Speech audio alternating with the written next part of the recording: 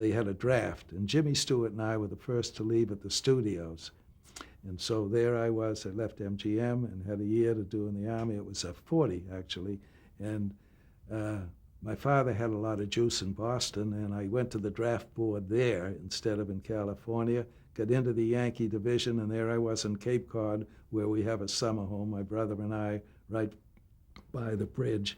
And we grew up there in summers and whatever have you. And spent that until December 7th. We were on maneuvers down in North Carolina and came back. They called it the Battle of the Broomsticks because we didn't have guns. And December 7th came, and then I was on the water for on the water in less than a month, in the first task force to leave in World War II. We were on the water when Corregidor fell. So when we heard that, we figured, we didn't know where we were going. Went out to from the Brooklyn Navy Yard and then through the Panama Canal, and we were in the middle of the Pacific, just six ships in the convoy, zigzagging with just going 14 knots an hour with no protection, and we were in the middle of the Pacific when Corregidor fell, deterred to, if that's where we were going, we didn't know, and went to Australia and Melbourne, and then 7 days later went to New Caledonia, where we stayed until we went up to and the division was formed. It was called the Americal Division, and if you see Colin Powell's patch, he was a subsequent general. It's a little diamond with the 4 stars, the cross, the Southern Cross.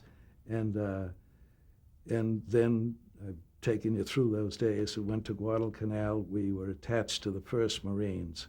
We're the only outfit Army outfit that wear a Navy citation. They were cited for the Battle of Guadalcanal, and I'm here because of a great general, Alexander Patch.